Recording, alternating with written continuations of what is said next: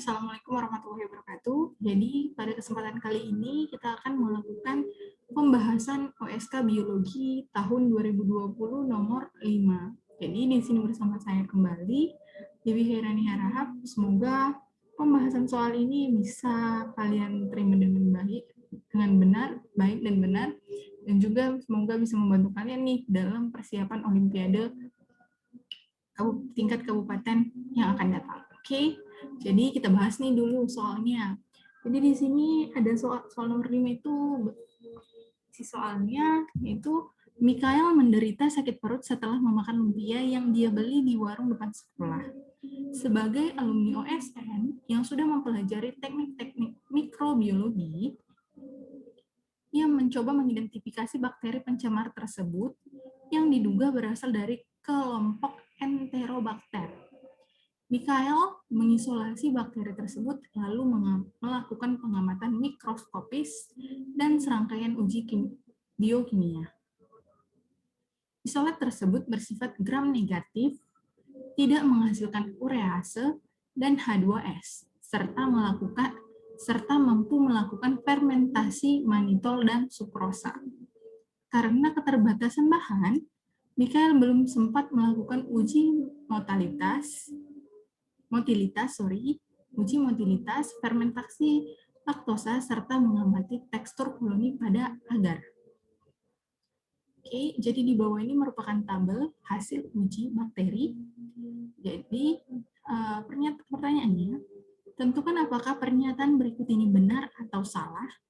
Gimana yang A? Bakteri pencemar tersebut dapat diatasi secara efektif menggunakan penisilin.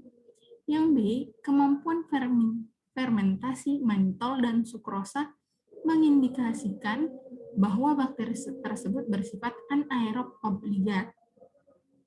Yang C, data uji motilitas dan fermentasi laktosa sudah cukup untuk mengidentifikasi spesies bakteri pencemar tersebut berdasarkan tabel. Jika diketahui bakteri tersebut memiliki flagel dan kapsul di permukaan selnya, maka bakteri tersebut adalah Serratia marquescens. Oke, untuk menentukan keempat pernyataan tadi benar atau salah, yuk kita bahas satu-satu, diskusi yuk. Yang A dulu nih. A, bakteri pencemar tersebut dapat diatasi secara efektif menggunakan penisilin. Pernyataan ini salah nih. Coba kita lihat di soal lagi. Dinyatakan bahwa di sini isolat tersebut bersifat gram negatif. Kalau dia gram negatif, ada nih beberapa perbedaan antara gram negatif, kan ada dua jenis bakteri nih berdasarkan struktur peptidoglikan yang menyusunnya. Ada dia gram positif dan gram negatif. Ketebalannya nih, ada dia struktur dinding selnya, dia tebal dan bersifat satu layer. Ya, yang positif. Kalau dia negatif, dia tipis, peptidoglikannya tipis, namun dia double membran. Nah, dia lagi nih, ada juga nih beberapa kerentanan yang dapat terjadi akibat struktur dari membran selnya ini dan juga komponen dinding selnya. Diketahui bahwa gram positif itu lebih rentan terhadap obat penisilin, sedangkan negatif dia cenderung kurang rentan ataupun tahan terhadap penisilin. Namun, beda nih, kalau diberikan gangguan secara fisik, kalau gram positif itu dia lebih tahan, sedangkan gram negatif itu kurang tahan. Itu ya. Jadi, berdasarkan soal ini, kita tahu bahwa bakteri pencemar tersebut tidak dapat diatasi dengan menggunakan penisilin, namun harus diberikan ketahanan terhadap gangguan fisik. Gitu ya. Jadi, yang A salah. Ya, sebab yang efektif dengan penggunaan penisilin merupakan gram positif, ya. Oke. Yang B, kemampuan fermentasi manitol dan sukrosa mengindikasikan bahwa bakteri tersebut bersifat anaerob obligat. Pernyataan ini salah. Kenapa sih? Jadi dalam proses respirasi ada dua jenis nih. Saya anggap kalian sudah paham nih ya, tapi kita bahas sedikit, garis besar. Respirasi aerob. Aerob itu membutuhkan atau harus adanya oksigen yang terlibat dalam prosesnya. Namun kalau di anaerob, dia prosesnya tidak melibatkan oksigen dalam reaksinya. Jadi yang biasanya kita tahu nih, dalam proses respirasi ada glukosa yang berikatan dengan oksigen, nanti akan menghasilkan karbon dioksida dan air atau uap air nih. Namun kalau dalam respirasi anaerob, peran oksigen ini diganti nih dengan adanya sulfat. Jadi sulfat ini nanti yang akan menggantikan peranan oksigen dalam suatu reaksi respirasi, di mana dengan adanya sulfat ini hasil reaksi pun akan berubah. Yang kalau di respirasi aerob akan dihasilkan air, namun kalau di respirasi anaerob air tidak akan dihasilkan, namun digantikan dengan adanya H2S. Balik lagi nih kita ke soal. Yang ada H2S atau hidrogen sulfida, di soal ini kan ditunjukkan di yang mana nih kira-kira? Di bakteri apa aja nih yang ada hidrogen sulfida? Ada di bakteri Proteus vulgaris, ya. Di bakteri Proteus vulgaris, berarti di sini diketahui bahwa bakteri tersebut mampu melakukan proses jadi bakteri yang mampu melakukan fermentasi aerob itu yang harus ada hidrogen sulfidanya, Proteus vulgaris. Sedangkan kalau dia fermentasi manitol itu bukan suatu mengidentifikasi bakteri tersebut bersifat anaerob atau bukan, gitu ya. Kita lihat bahwa di Proteus vulgaris yang menghasilkan hidrogen sulfida satu-satunya merupakan salah satunya bakteri yang menghasilkan hidrogen sulfida, dan dilihat juga nih bahwa di fermentasi manitol dia tidak ada nih teridentifikasi, gitu ya, tidak ada reaksi.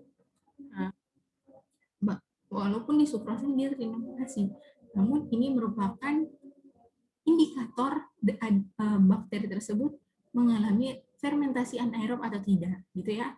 Maka pernyataan yang B dia salah.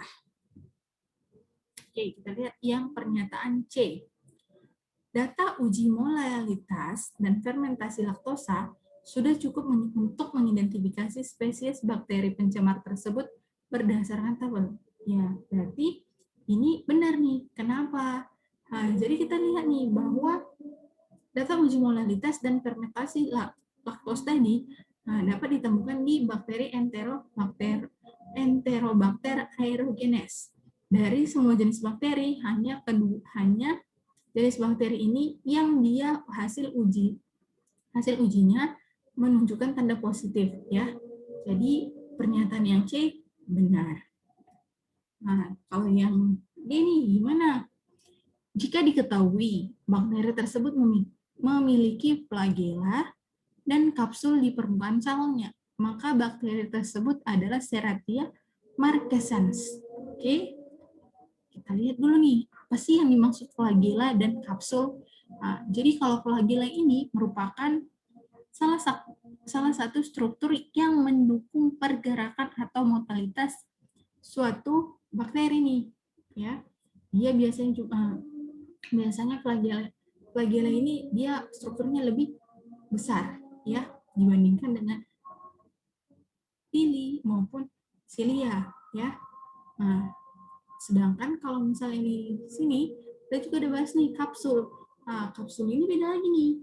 Kapsul merupakan suatu senyawa yang dihasilkan oleh bakteri yang sifatnya ini lengket, atau menghasilkan mukus, adanya lendir yang dihasilkan. Oke, jadi kalau berdasarkan soal nih, kita cek ya.